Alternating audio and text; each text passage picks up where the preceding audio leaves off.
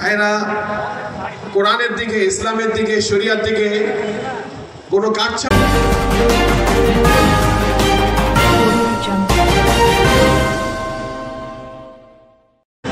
ঈমান, আকীদা, আমাদের সুন্নাহ সংরক্ষণের জন্য আমরা দীর্ঘদিন থেকে একটা প্ল্যাটফর্ম খুঁজছিলাম যেখানে আমাদের ঈমান সংরক্ষণের জন্য আমরা একত্রিত হতে পারবো। আমি সভাপতি সবাইকে আহ্বান জানাচ্ছি, আমরা সারা বাংলাদেশ ব্যাপী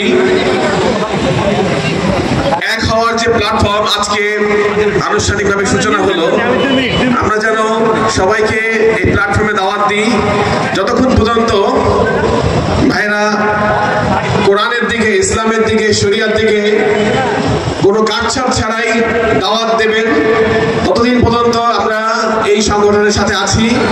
আমাদের দাবি একটাই, এই দিন আমার, এই জমিন আমার। আসসালামু আলাইকুম ওয়া রাহমাতুল্লাহ। আসসালামু আলাইকুম ওয়া রাহমাতুল্লাহ। আজকের আমাদের এখানে আপনারা যারা এসেছেন সকলকে আন্তরিক মোবারকবাদ, এবং বিশেষ করে মিডিয়া থেকে যারা এসেছেন, গণমাধ্যম কর্মী, আপনাদের সকলকে ইন্তিফাদা বাংলাদেশের পক্ষ থেকে আন্তরিক অভিনন্দন। আপনারা চমৎকার কভারেজ করেছেন এবং সামনেও করবেন। এই পর্যায়ে এই অধিবেশন, এই যে প্রোগ্রামটা যার সভাপতিত্বে এখানে আয়োজন করা হয়েছে, আমাদের ইন্তিফাদা বাংলাদেশের অন্যতম প্রধান ব্যক্তিত্ব জনাব মাওলানা মীর ইদ্রিস, যুগ্ম মহাসচিব, হেফাজতে ইসলাম বাংলাদেশ। আমি তাকে তার বক্তব্য প্রদানের জন্য আহ্বান জানাচ্ছি, এবং এই বক্তব্যের মধ্য দিয়ে হযরত আপনাদের পরবর্তী আমরা এখান থেকে বাইতুল মুকাররম যাব ইনশাআল্লাহ, রোডম্যাপ আপনাদেরকে জানিয়ে দিবেন এবং দোয়া করবেন ইনশাআল্লাহ।